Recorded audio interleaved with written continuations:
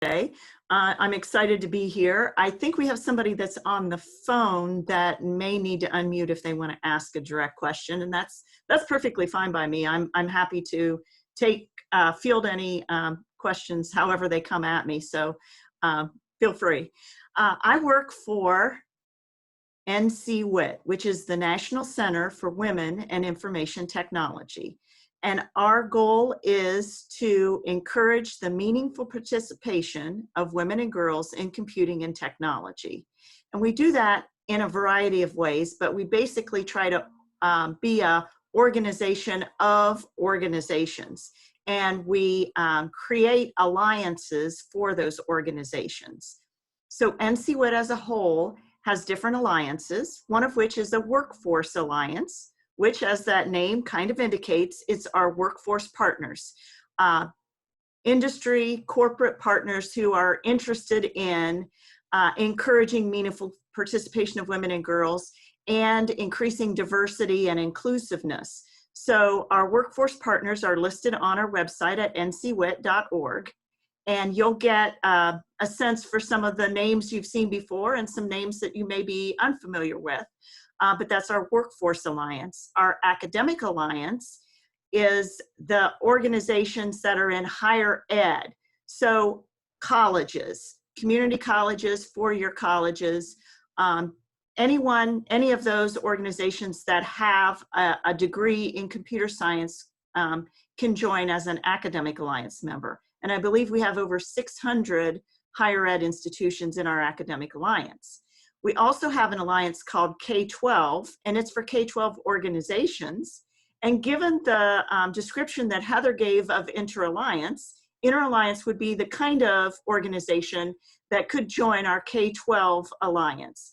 It's also TechCore, which is very popular in Ohio, things like 4-H through their STEM efforts, Girl Scouts, Girls Who Code, all of those kinds of organizations that are reaching K-12 audiences are in our K-12 alliance.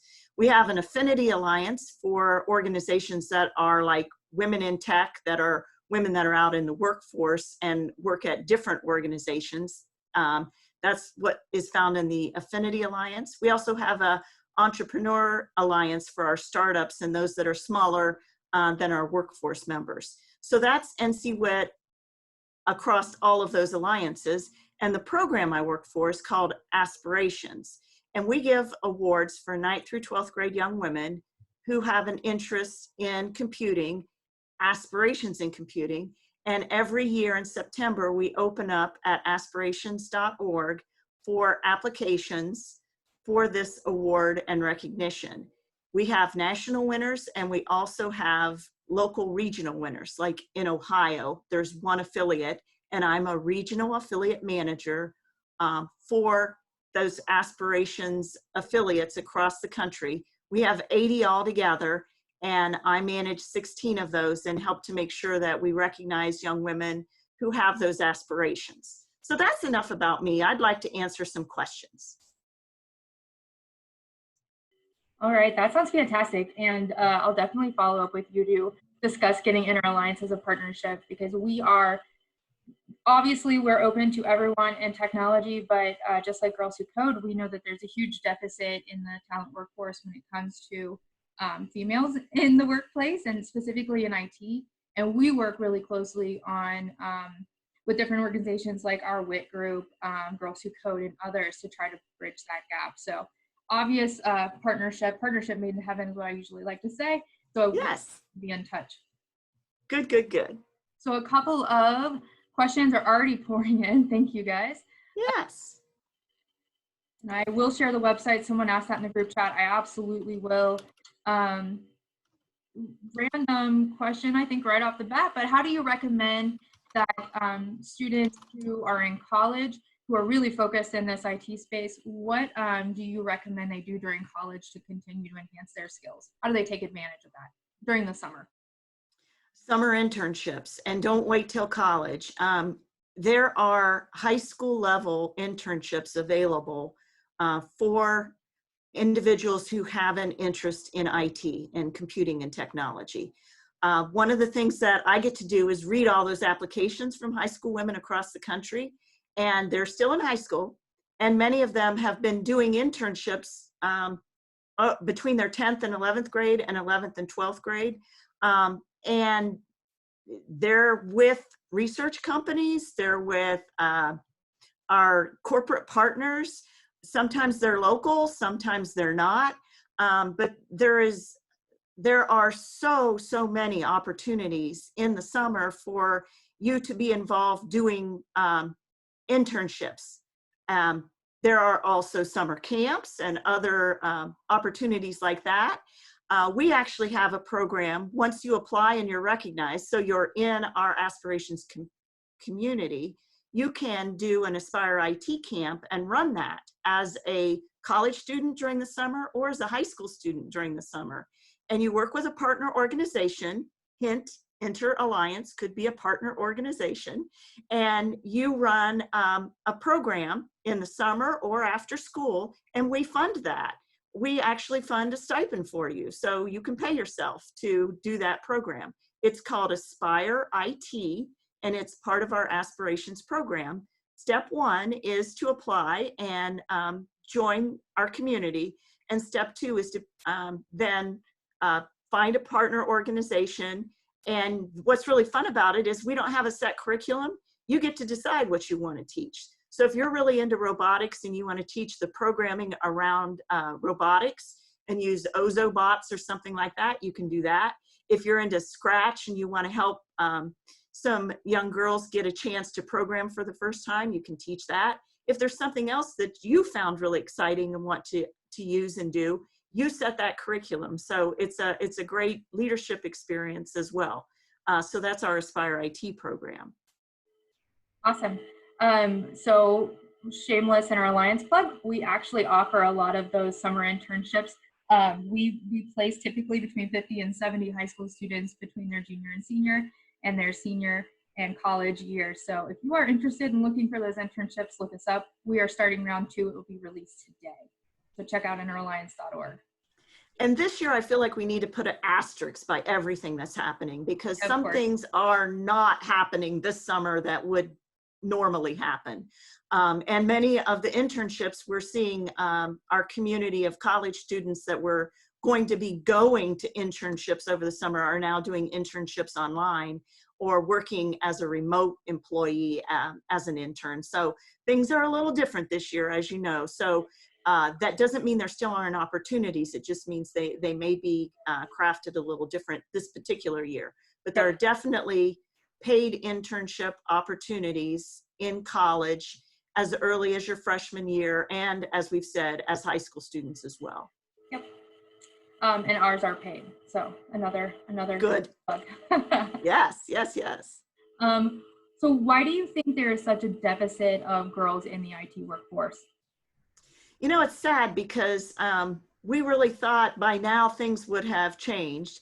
I was a IT professional at Ohio State for 30 years and retired. And so I worked as an IT professional and as a woman in IT. Now I help recruit more young women to go into that. And when I was a professional, many times I would be the lone female or a female in a group, a team. And I wish that I could say that things have changed and that we're at parity now and it's 50-50. It is not. We're still seeing that we're not getting as many young women in. And there are many reasons. There's not one single reason. But one of the things that we can do, and what NC WIT really tries to do, is to work with young girls to get them that experience through our Aspire IT program. So helping young girls see themselves as technology people, as somebody who works in IT. And part of that is knowing a woman who does that work. So me saying I used to be in charge of the tech staff for one of the colleges at Ohio State is you seeing a woman who used to do that role, who had the ability to hire and fire and work with a variety of staff as an IT professional and as a manager. And now you've seen a woman that has done that. And so you know that that's something women do. part of it is we don't see those role models. And when we look at even the media today or TV shows or something that is portraying this field or the larger field of IT, many times we get the stereotypes about what the work is like. And that work is sometimes portrayed as programming being something that you do alone by yourself in the dark and you and the computer, and there's no human interaction. Very few people are excited about that as a career, by the way. Yes, some people like that, and that's the work that they do, but that's like a portion, a small part of what IT jobs are like. So partly the stereotypes don't do us justice because a lot of people are turned off by that. That's not what I want to do.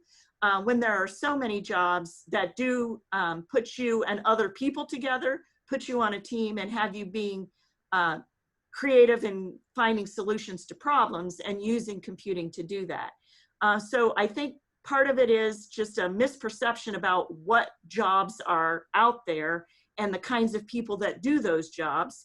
Part of it is having early successes in playing with computing and trying things out and seeing yourself doing that, liking it, and understanding that there are pathways into jobs.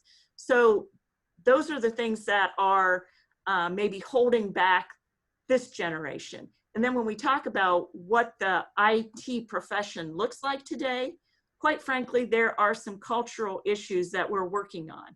So our Workforce Alliance partners, part of what we ask them to do is to look at their culture and make sure that they are being inclusive, that they do hire for diverse hires, and that they understand that biases, even if their unconscious biases exist, and all of us have biases. It's not something you can say, I'm not biased. We all have them, whether we're conscious about those biases or not is the question, but biases exist, and we do tend to hire people who look and think and talk and act and like things just like we do because it's easy to relate to them. But that isn't good for our diversity. And when you think about it, it's not good for that workforce's bottom line. A workforce, a corporate organization wants to make a profit. To make a profit, you have to be innovative. To be innovative, you have to have lots of ideas. The more diverse you are, the more ideas you have, the more you can be innovative and the better for your bottom line. So that's one of the considerations is changing that culture, being inclusive, and understanding the unconscious biases that might exist, that do exist, but might be making an impact on hiring decisions and on the climate, on the work climate at your corporate institution. So that's part of the work that we do at NCWIT, is to try to uncover what those biases are and help people to understand how to be more inclusive and hire a diverse workforce. You hit on so much with that answer. Representation is absolutely important, and that's not just for women, but minorities as well. So Sure. we're not just missing women, but women of color, and really just color in general across the board. So it's so important to show students, specifically the younger students, the like me, right? They're someone like me. They come from my background. They look like me. They sound like me. And that makes such a big difference in visioning who they can be, the art of what's possible. So I love that and I absolutely agree. My background is with Kroger, and it was important that during an interview we get into a little bit of a debate, because if I was in the R&D department, because if you are strong enough to speak your mind and be willing to tell me that you don't necessarily agree, I knew you're going to do well on the team, because you look for that diversity of thought. So really great insights. I absolutely agree with that. I have a little bit of a chaos happening in my house. Okay. Well, Sorry. I can take this next question about what are the biases that stand out the most. One of the things that we see is a trying to fix the woman or the person. Some of what it's even some of those, here are tips or things you can do to improve, try to fit into the culture, try to act like a man, try to do things that fit in with the culture of the workforce. And that's saying that you're not okay, that you shouldn't bring your whole self and your real self into the workforce. And that kind of messaging, while it may make that culture feel more comfortable because you're trying to act like one of the bros, isn't really helping anybody. You're not feeling accepted for who you are, and they're not understanding that what they're doing is limiting people's ability to bring their whole selves to work and to be themselves. So having that inclusive environment that says it's okay to bring who you are as a whole person to the work environment is much better than the advice that says we need to fix the people. What we need to fix is, and what we need to change is the environment that says it's not okay to be who you are and that you need to fit in, and that only certain types of people can work in this culture. So that's one that we see a lot, and that we really need to help organizations understand. She's 9 months old. This puppy is out of control. So oh, 9-month-old puppies are both fun and exhausting. she's making me crazy. So a couple of things. What do you think is the best way for women to support one another in the workplace? Well, it isn't any different than supporting men in the workplace. And that's another thing that is a bit of a bias, is that somehow because you're a woman or because you're a man, you are a certain way. Like the stereotype that says, well, we'll give this job to the woman because she's good at taking notes and writing up and making those things happen, and she'll like that. Well, no, that isn't true for all women. And my handwriting is so bad, you do not want me to be taking notes. No one, including me, probably would be able to read it later. But assigning roles like that are gender-based are one of the things that we really need to kind of break that down and just forget about women do this, men do this better. That's not true. There may be some things that you've seen over time in certain groups of people that you think that more of your friends who are female act this way, or more of your friends who are male act this way. But in encouraging each other, a lot of what we need to do is, one, be a role model, be open to sharing your journey, your story with others. You don't have to have been the CIO for a company to feel like your journey matters. And honestly, for me, having retired from my IT career, I'm not as relatable to the audience that I believe we're talking to, which are high school students, as a college student would be, or a recent graduate who maybe is in their first job out of college. So that recent college grad, just in their first job, can share their experiences and let college students and high school students know that, yes, when they were in college, they struggled with a course, and maybe they were one of 2 or 3 women in that course, because that's one of the things you're going to find is, even in our college classes in computer science, we don't have gender equity. And even in our high school classes, we don't have gender equity. We have fewer women taking classes. Now, if we work on elementary and middle school girls and having opportunities for all middle school students to experience computer science, then we can start to see that shift. But for now, a female student may have to rely on other females in the class to be together with them, be supportive, but also the males in the class. And that's where it's important that we don't just assume that males don't want females to be there, or females somehow don't know as much as males. Again, there is no difference there. It's what experience you've had and what opportunities you've had, what interests you've had. your skill sets, your interests, and your passions for what you want to do are not based on your gender. So finding allies, whether they're females or males, women or men in your classes, or adults, teachers, or your advisor, or your professor. So I think sometimes people don't want to admit they're not getting everything.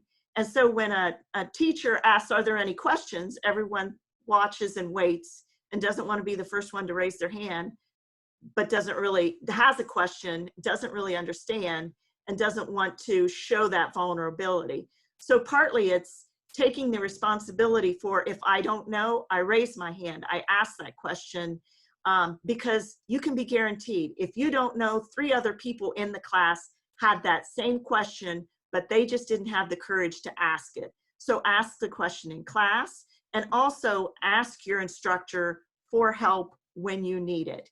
Instructors in college have office hours. They don't want to sit in their office by themselves during office hours.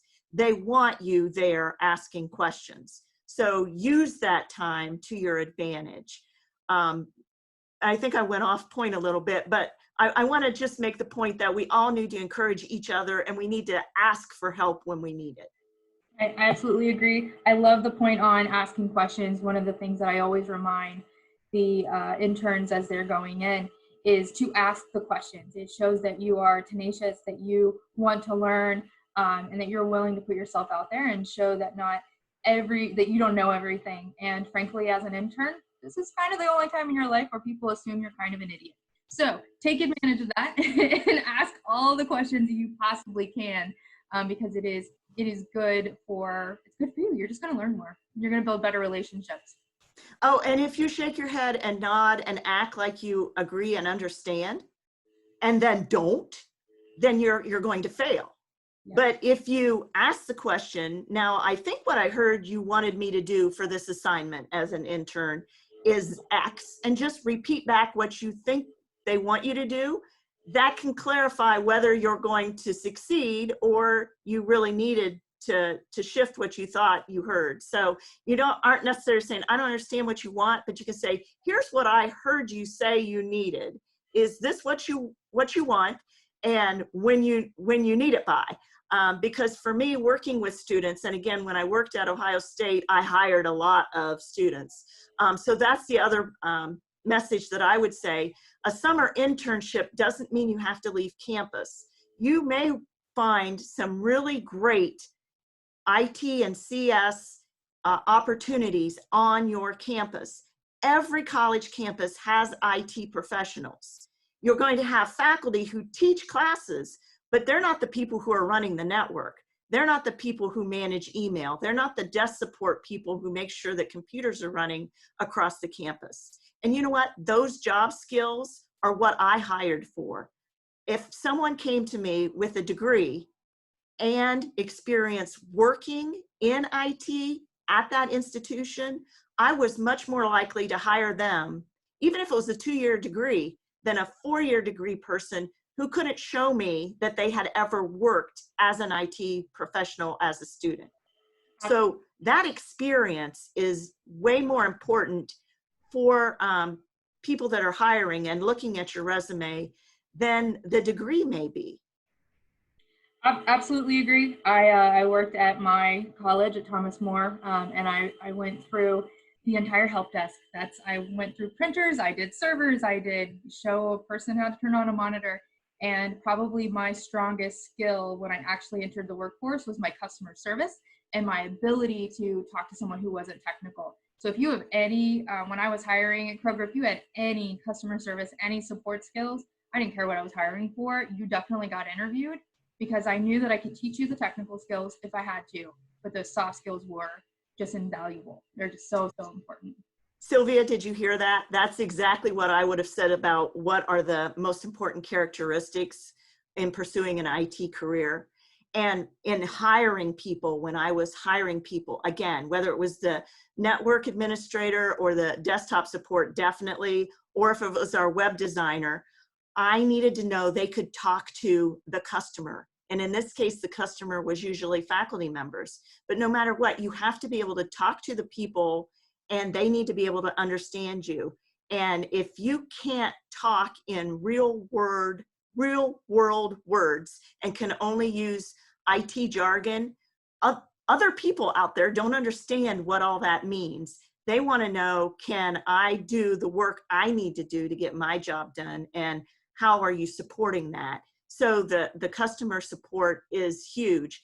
So what we call soft skills, those things that are about your ability to communicate with others, to work on a team, those are important.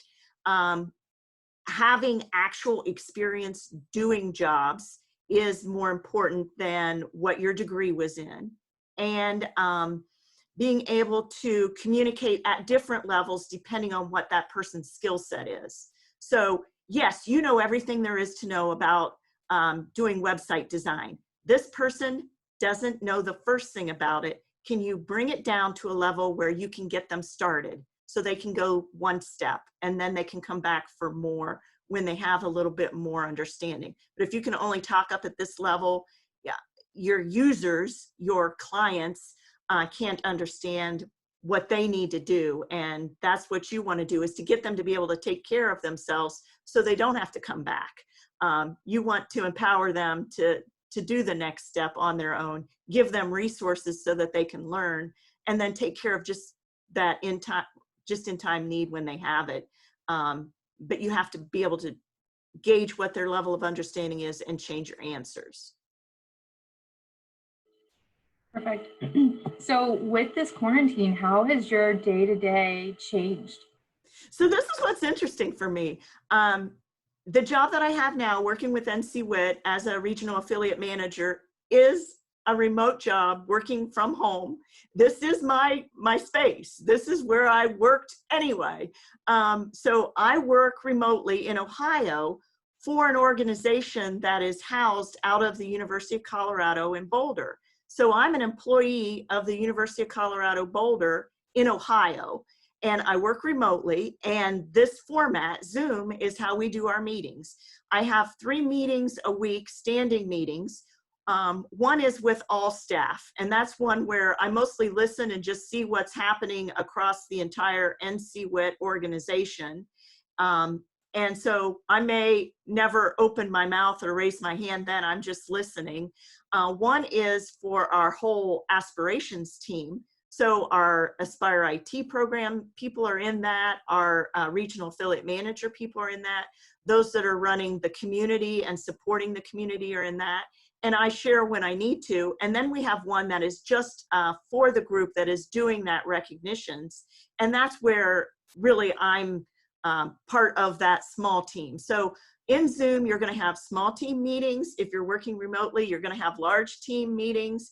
And you're using this tool, and in this case, I'm using this tool. What's changed for me is this time of year is my happiest time of year, because one, I'm not staying in place. I'm going out, and in a normal year, I would be traveling in the months of March, April, and May to these different affiliates and helping them host award events. So when we recognize these young women, we recognize them with an event. We all come together.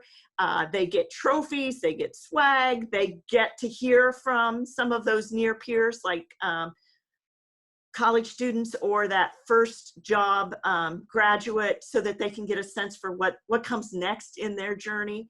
And it's just a wonderful time for me, because I get to congratulate them, shake hands, hand out trophies, and make everyone feel good and encouraged and part of this community. And we can't travel.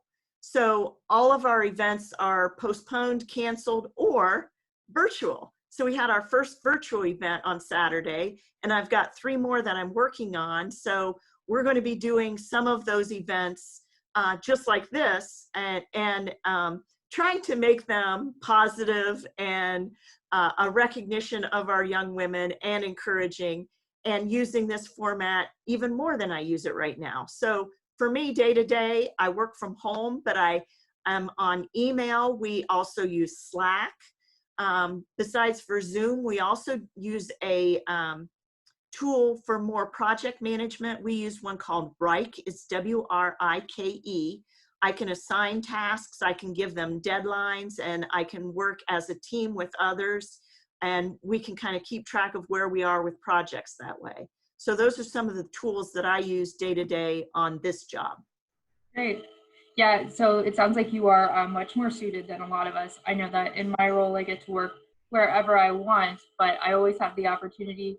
INTERalliance is run by myself, a college student, and 30 high school volunteers. So I get to pool my high school volunteers together all the time, and I miss them fiercely.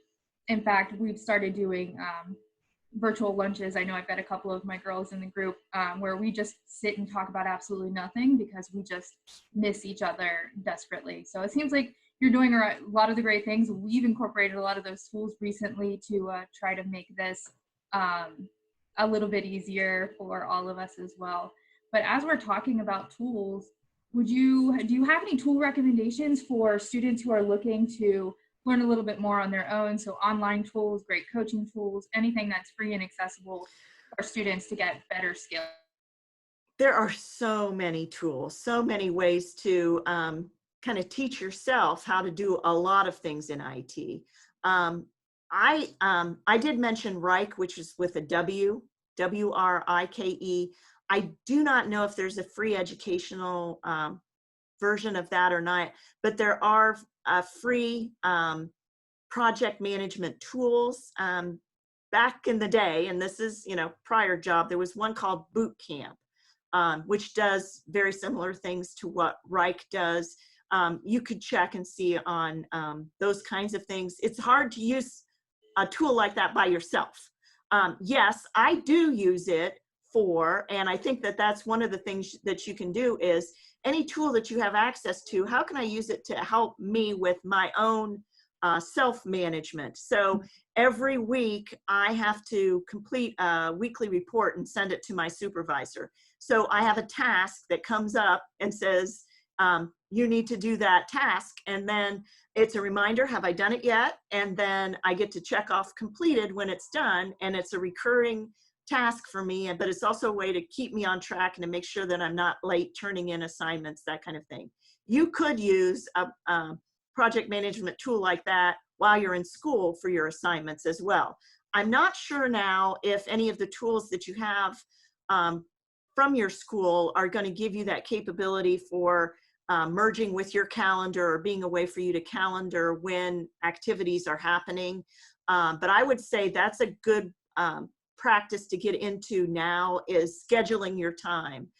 When am I going to be studying? I know that I have this big paper that's due at the end of the term, and putting some things into your calendar, however you calendar, to show that you need a block of time to start to do the research, a block of time later to start to do the first draft, a time when you're going to be doing revisions. And so then when it's due, you're not starting here.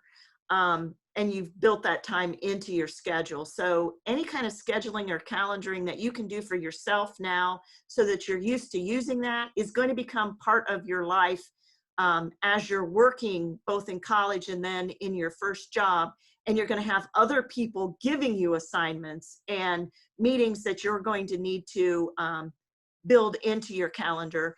And for people that are doing work like programming, it is extremely difficult to do that and be deep into thought on structuring the program and getting a lot of interruptions. And work is nothing but interruptions, an email or a chat here or something going off there, or somebody saying, can you meet with me right now? And so most of my programmers, when I was coaching them, I would tell them to put blocks of time that they were busy on their calendar so it would show up that I shouldn't try to schedule meetings with them or just pop in and talk because they were busy. So giving yourself some blocks of time when you need to do that kind of deep work is important, because every interruption then you have to get out of what you're thinking and then back into what you're thinking. and it really does take time away from being productive. So start to calendar, schedule yourself, and use that tool to your advantage. It's really great suggestions. Absolutely agree. When I was running development teams, we were running Agile. And as much as we love Agile, it's the right tool to use, right work frame to use. It was incredibly difficult in a shared workspace because as soon as someone had a question, all concentration across the team was interrupted. So we had to start building in some of those work rules on, if so-and-so has his headbuds in, don't talk to him, don't engage him. Or if he set his penguin on top of his monitor next to his desk, like, don't talk to him, because that's when they're kind of head down and really working.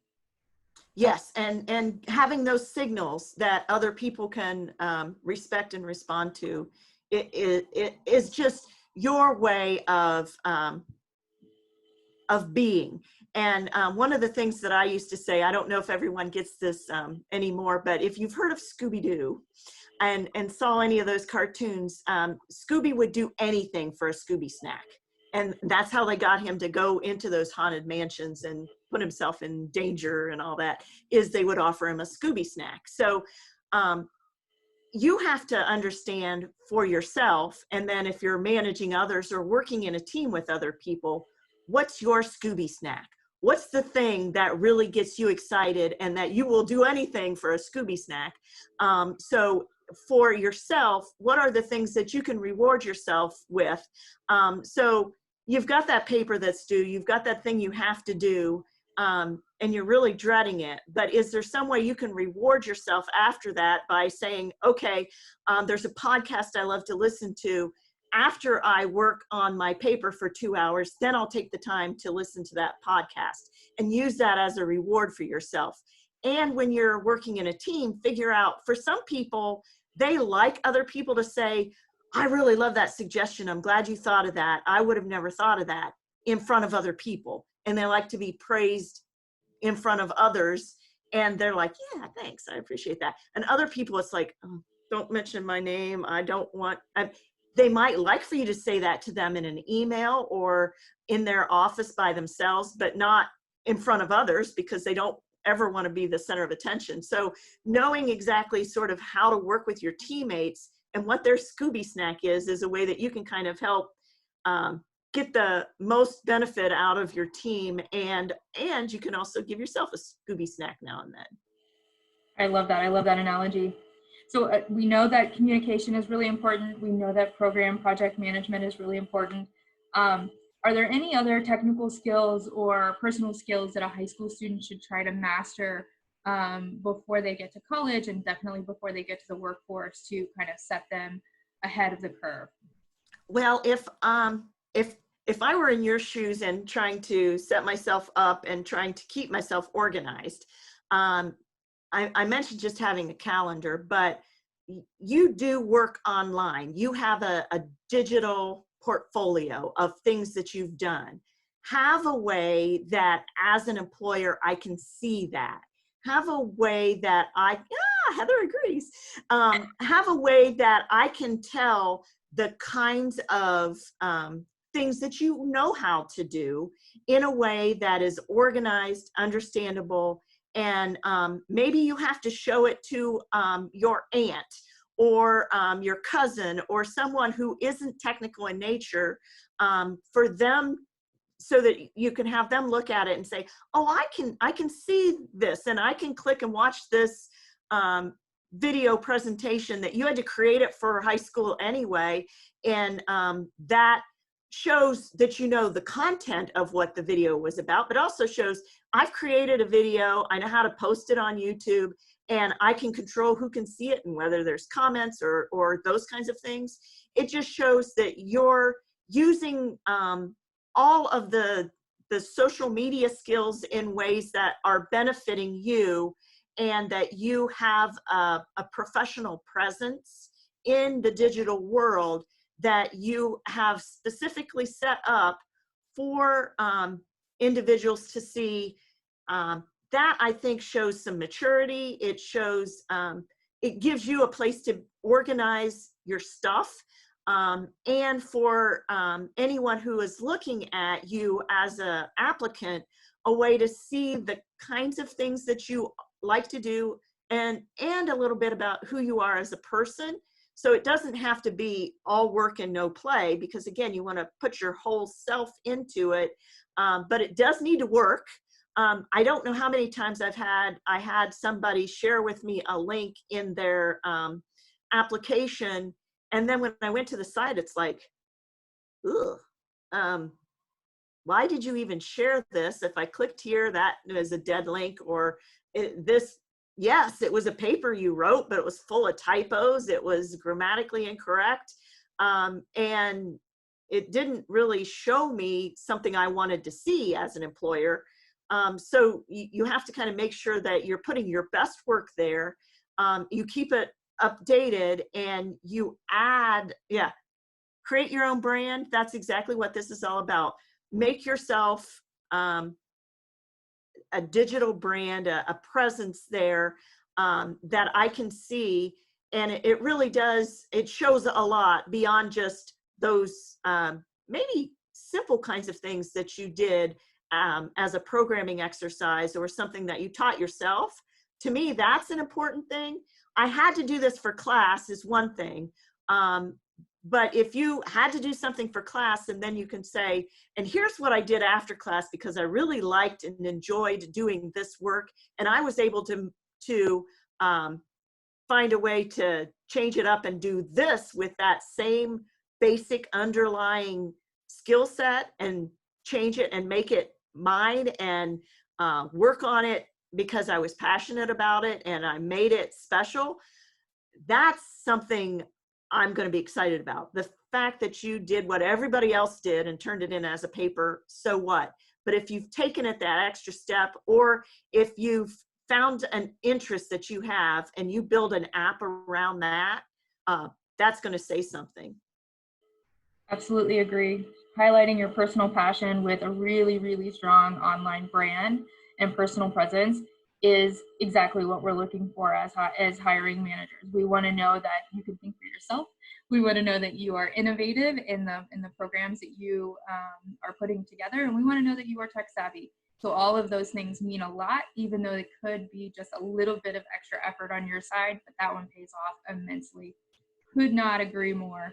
Also, coders out there, use GitHub, learn GitHub, know GitHub, because every programming manager is looking for your GitHub account, and that's your personal one. So it's incredibly important. I agree.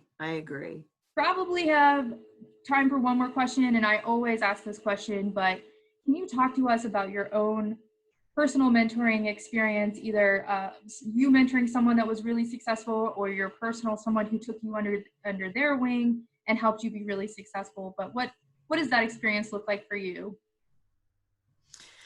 It's been good, bad, but it's not something that just happens accidentally.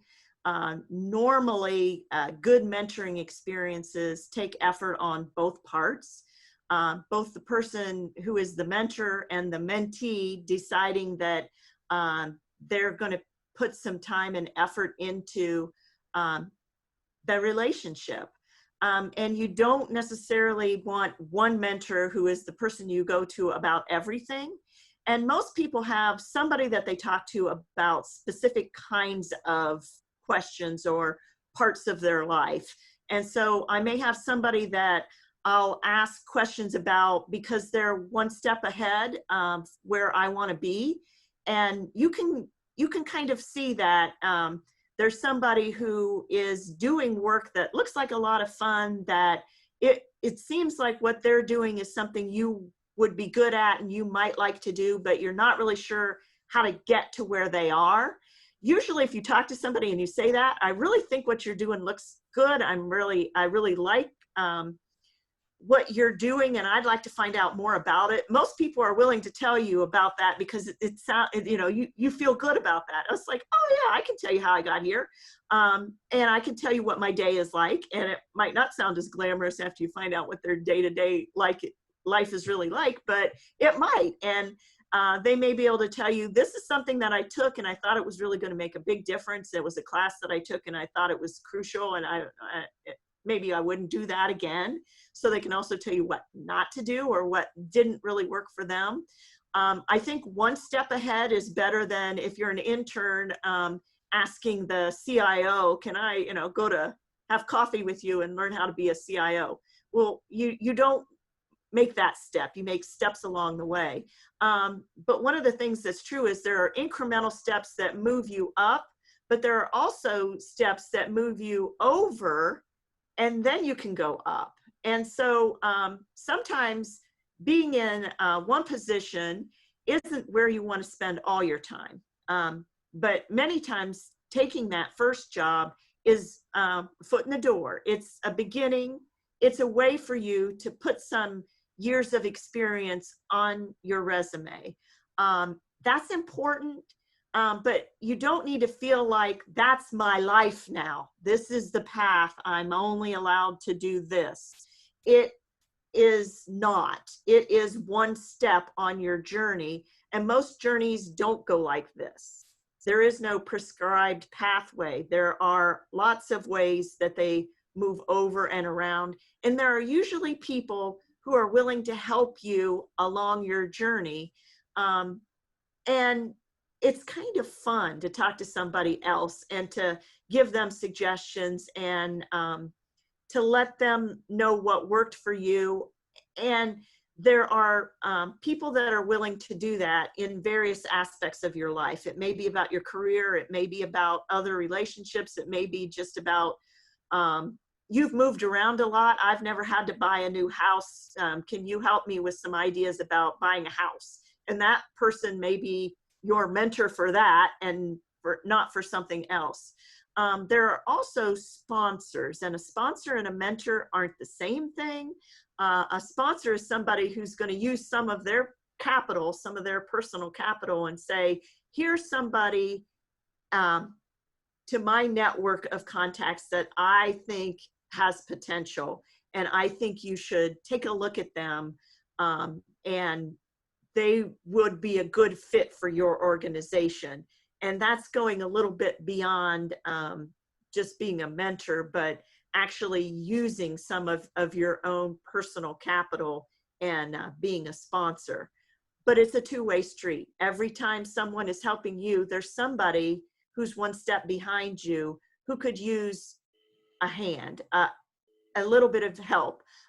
Being a tutor is in some ways being a mentor. Finding ways that you can share what you know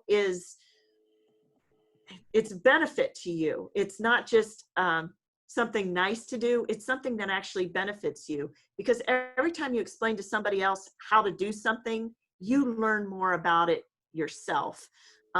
So explaining to others is a great way to learn. But the way that happens is if an opportunity presents itself, you take the risk and you say yes. And you say yes to things you're not really sure if you can accomplish, but it sounds like something that you might like doing.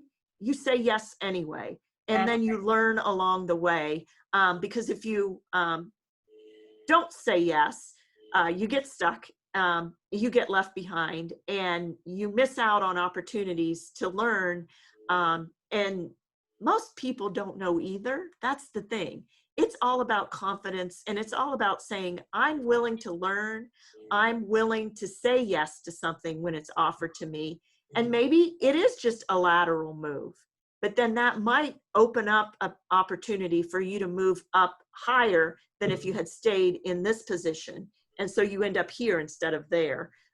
So a lateral move, one that doesn't necessarily change your salary, but gives you more experiences and gives you lots more that you can write about that you've done, can really boost you up. So taking a lateral change is not a bad thing.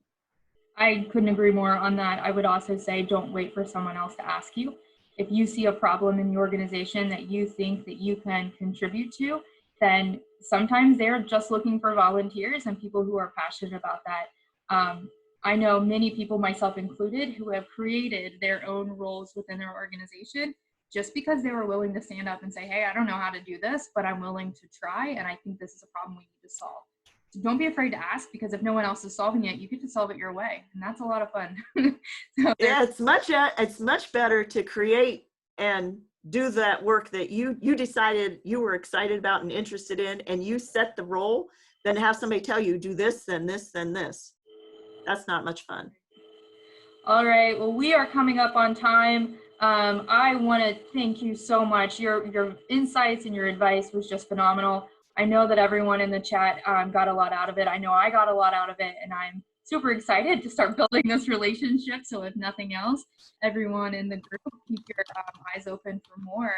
But thank you for those of you who sent in such fantastic questions and comments. I know we didn't get to all of them, but hang tight. We're going to have lots more of these AMA sessions. We have one every Friday at 2 o'clock between now and May 15th.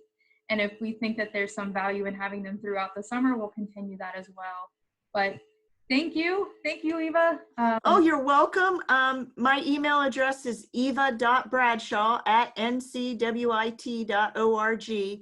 I'm happy to answer questions, to help take what I know and give it to somebody else. It doesn't do any good staying with me. I'm not moving up in my career. I'm winding down in my career. So the best thing I can do with my time is to get other people out there and help them to make connections. So that's what I really get excited about doing. So I'm happy to do this. I'm happy to help however I can.